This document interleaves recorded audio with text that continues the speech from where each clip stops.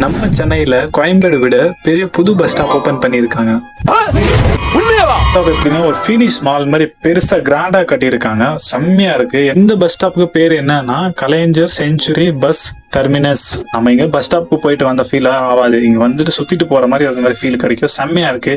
இதுக்குள்ள வேற என்னென்ன இருக்குன்னு நான் இன்னும் சொல்லிட்டே இருக்கேன்.